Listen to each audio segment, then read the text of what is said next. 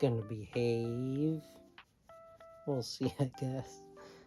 This should be interesting, huh? Let's see how many times you get in front of the camera. This cat. What the heck? Your tail's probably in the way. What the heck? Can I start? Hello and welcome back. No, that doesn't sound right. What's up, Peckerwoods? I'm coming at you.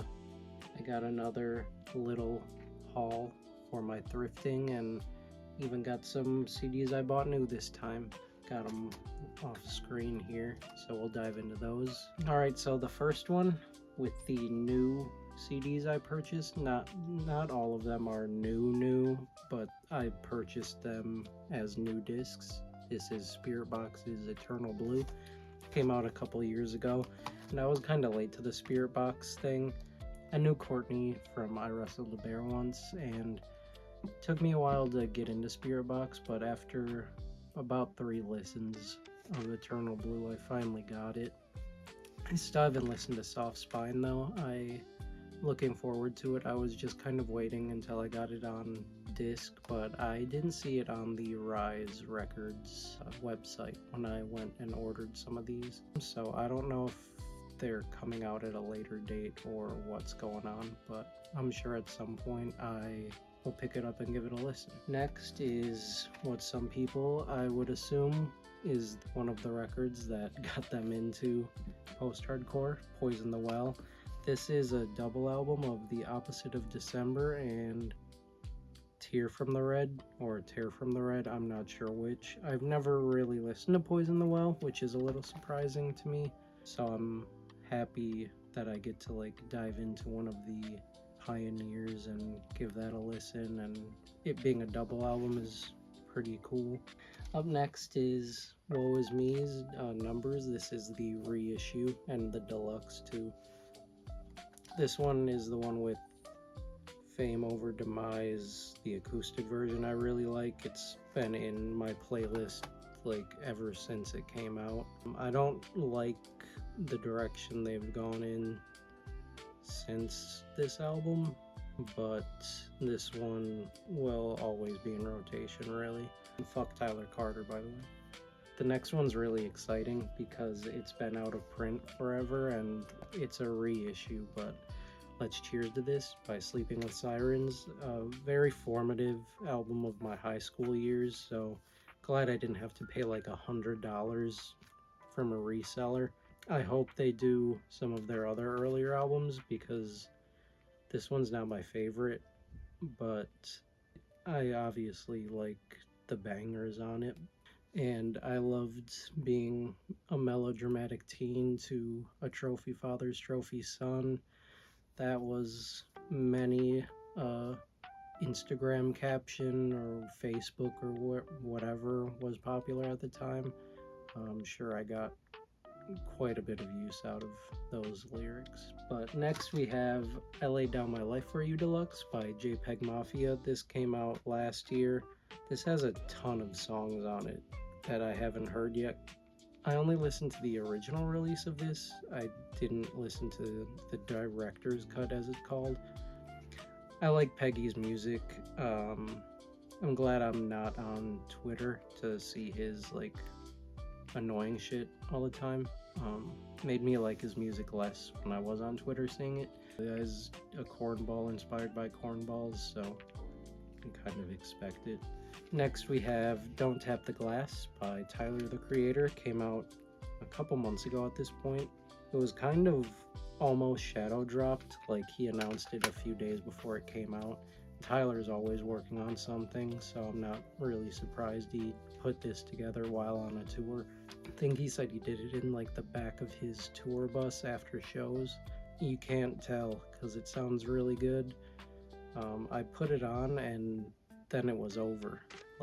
It was just so seamless and fun, and you didn't feel the runtime at all. Not that the runtime's long anyway. I think it's about a half hour or so. I think this has a hidden track on it too, so maybe a little longer than a half hour. This was a thrifted CD, but it is still in the wrapper, so I'm gonna include it in the new pile. And I don't plan on ever opening it. I got it because it was $1 and I think it's funny. Whether it is funny or not, you be the judge. For all the Katy cats out there, Prism. I don't know anything about this album other than it was a flop and has that like weird, I guess, feminist song on it, if you want to call it that, where she has the horse legs in the music video and she's like gassing up her butt. I don't know. Speaking of Courtney, we have I Wrestled a Bear Once, Late for Nothing. I like the cover of this. It's got a little dog face. I don't think I've ever listened to this one. I bought it new, I believe, on Amazon. I was surprised that it was still relatively cheap, because I expect albums from more niche bands of this era to be $1 million, but that's another one I'm excited to listen to. This album is one that definitely grew on me. I Don't Want to See You in Heaven by the Callous Dowboys, and I wish I was seeing them on tour. I've seen some of the merch that they released I missed out on, and I really wish I would have gotten that too, but they got a weird sound, but I like it. I know it's probably off-putting for a lot of people, but from what I've seen, the reception's been positive, so maybe I'm wrong. They deserve the big blow-up they've been having this year. Check this out. I'm bonking on my chin. I'm purring so loud. The next one I found is actually one from Walmart that I've been looking for a little while. They didn't have her new album, but this is the one I've wanted anyway, and I didn't see it like the past couple months I've been looking there for it. So it was weird they only had one copy, but it's short and sweet. Not much to say about it, everyone knows about short and sweet. My last new one is Pantheon by Dance Gavin Dance.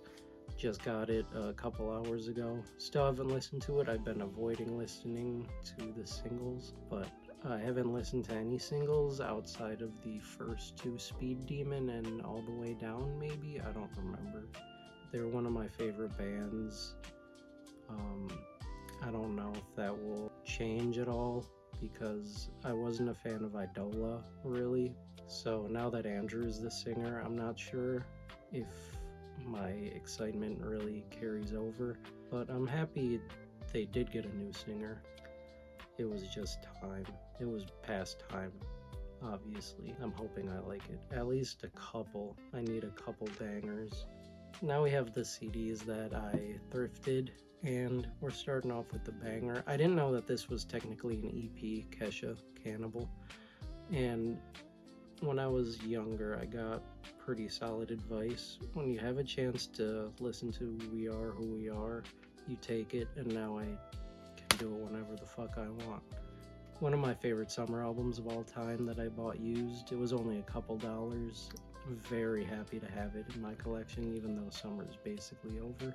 But Only for Dolphins by Action Bronson. If you haven't listened to this and you want good driving around music, you gotta listen to this album. It's perfect summer saxophone driving music. I love it so much. And the album art's pretty cool. I like I'm assuming that's RoboCop. Pretty cool. Next up, we got a certified classic. It's Soulja Boy. And I think this one is just called I Soulja Boy Tell 'Em. Pretty awful name that didn't age very well. It's very of a time, but what do you expect? But this is the one with Kiss Me Through the Phone, so the album name may have aged poorly, but the album itself is timeless. How profound. Next, we have my most shocking find. I found this at the Goodwill bins, so for $1, it's Sleeping with Sirens Feel. This is one of my lesser favorite albums of theirs, to put it lightly, but I just love finding post-hardcore music at the bins because it's not very common, so I had to get it. And I'll listen to it. Here we have a cult classic, I would say. It's Now or Never by Make Me Famous. Dennis, who replaced Danny in Asking Alexandria for an album. This is where he, I think, started. I'm sure he had a million other bands before that, but it's a library copy, which is my favorite. But I didn't expect to even be able to find it on CD at this point, because I don't think they were very popular. But I love this album. I wish Dennis was still making good music. In my opinion, he's not. I know he's recently been in the news, well, a couple months ago at this point, with the Asking Alexandria nonsense. He's got a good voice, even though he seems like kind of a goofball. Next, we have an album that I haven't listened to any of their work before, but they're pretty highly regarded. In terms of the people I've talked to, it's Slater Kenny, Dig Me Out. I don't really have much to say because I haven't listened to any of their music before, but people whose taste I trust like them, so I'm excited to give it a try. This is another bins find. I'm not a fan of their music, but I had to get it for the novelty. Breathe Carolina, Hello Fascination. Not a fan of this scene at all, but it was a fun thing to find. To stumble across Breathe Carolina in 2025, that feeling was worth $1. Not often do you think of Breathe Carolina anymore. This might be a little sacrilegious, but My Chem, The Black Parade. I'm not the biggest My Chem fan. Obviously, they have bangers. But I felt like that was essential for my collection, so finding it, it filled in a nice gap. Still a fan of just filling out my catalog. You can't really have a collection of emo and all that without My Chem. Lastly, we have a band who actually just released a new album, and I listened to it. I know it's not getting the best reception from fans right now, but I See Stars, their new album, The Wheel, I believe it's called, I liked it. I could have gone without the turnstile light yelling on the album. I believe his name is Devin, the singer.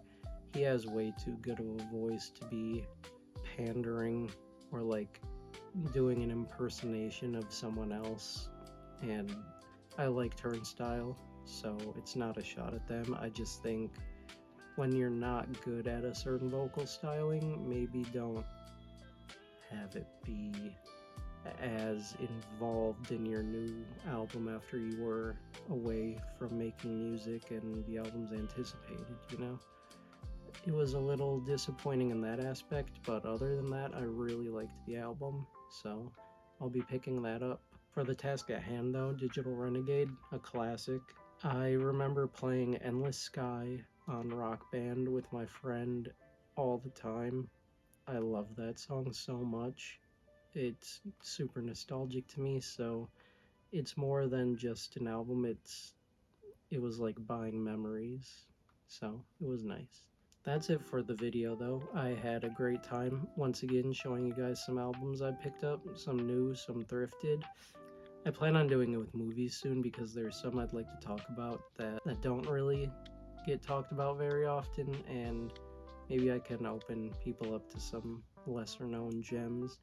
Or if you like dog shit, I got plenty of those too that have like less than 1,000 logs on Letterboxd for whatever that's worth. So if you want just some slop to watch and laugh at, I got you covered. Thank you for watching, and I'll grab Leah. Yes, the yapper. She's purring up a storm. Say bye.